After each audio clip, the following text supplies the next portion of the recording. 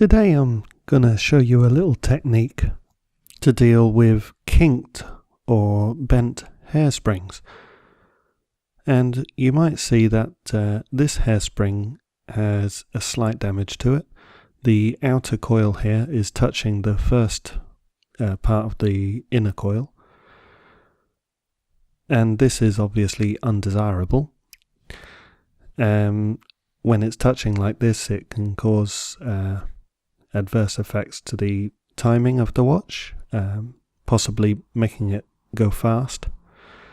And just to make sure that it's not simply a case of magnetism, you can see I'm just pressing in the sides of the coils. If they're sticking together, then it's quite possible that it's magnetized. But in this case it's not, it's kinked or slightly bent. And so first we need to ascertain where the bend is in order to deal with it. My first job is to take the hairspring off the balance wheel, releasing the collet from the balance staff.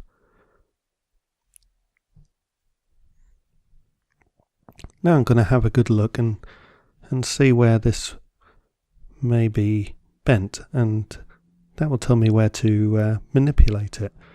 You can see the outer coil, and what I'm looking for in this case is the point where the gap is starting to get smaller, and that's right about here.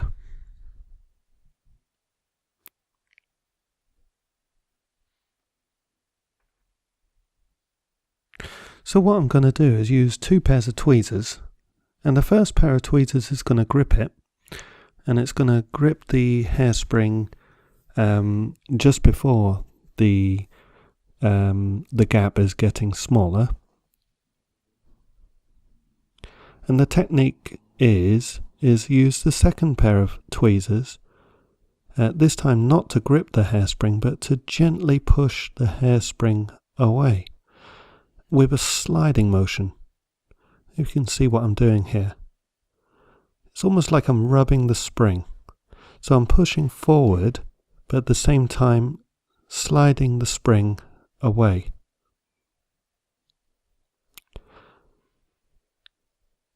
And it's best to do this slowly and surely and not getting impatient with it.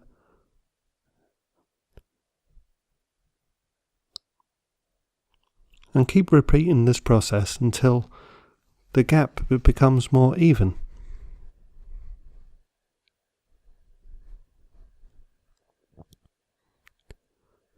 As you can see, it's starting to spread out now to something that looks a little bit more healthy.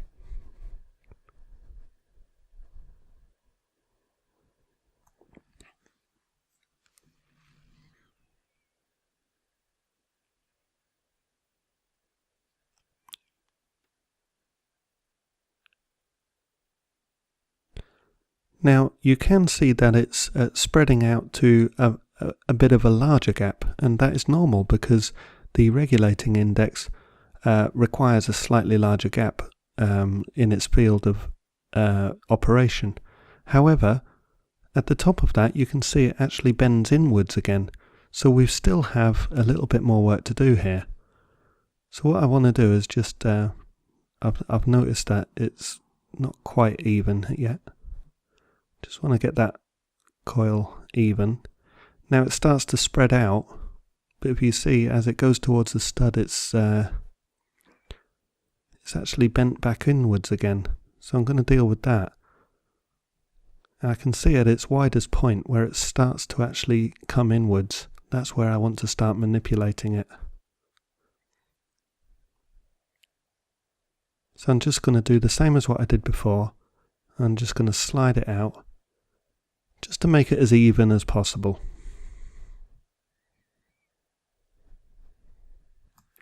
So here we are. It looks a lot more healthier than before. So you might be wondering why there's a larger gap around here. And there is a good reason. And that's the path that the index takes, the regulating index pins. They run along that particular path. And so that section is offset. We have to make sure that as you move the regulating index on the balance cock, that it doesn't throw the balance out of poise or move the balance spring out of poise. And so what we need to do is mount this balance spring now on the cock without the balance wheel to test that.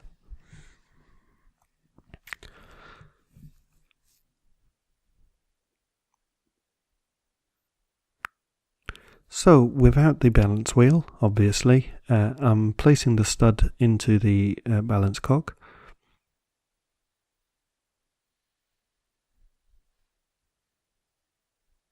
You might notice I'm using bare fingers to hold the balance cock.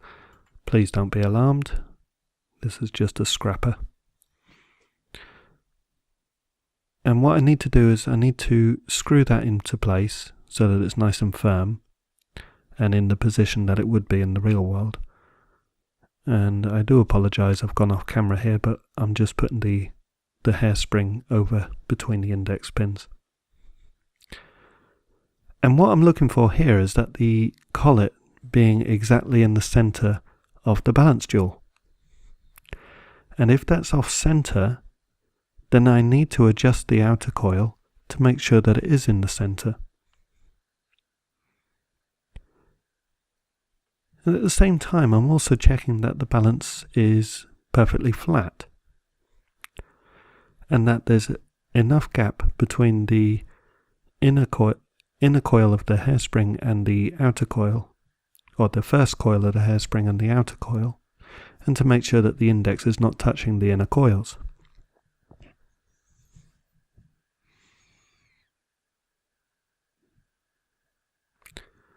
So I'm just bringing it in a bit closer for you there. As you can see, the collet is actually dead on centre, so not done a bad job of manipulating that hairspring back into position. But there's one further test. I've got the regulating arm at the furthest point,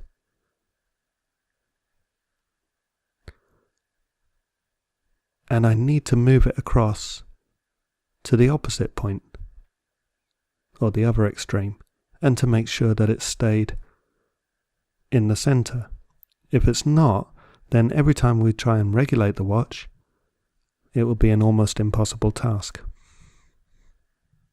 And that's because the regulating index follows this curve, and the curve on the outer coil of the hairspring needs to follow the same curve.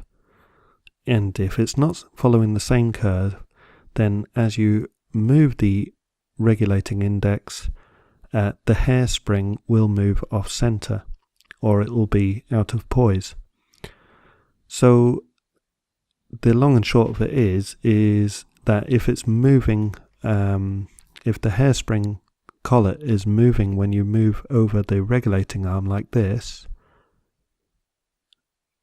then you'll have some work to do in order to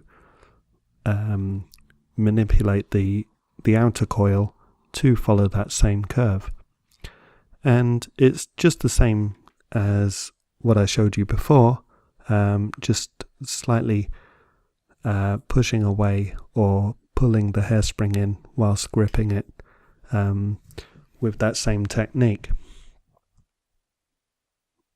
Excuse me. And finally, I'll just show you a slightly more extreme example, just using the same technique, and just allow you to watch that.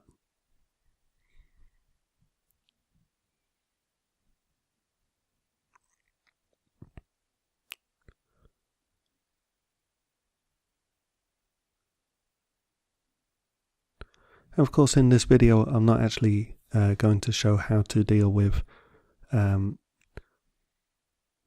the situation where a hairspring will be kinked upwards or downwards, and I will make another video at some point that will show this one.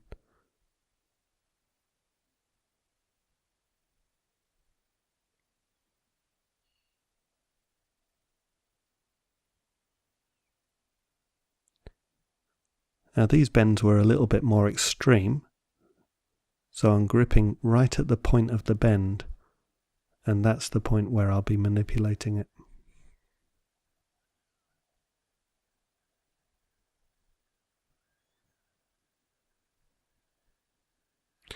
So hopefully this just gives you an insight into the technique that I use for manipulating a hairspring back into shape.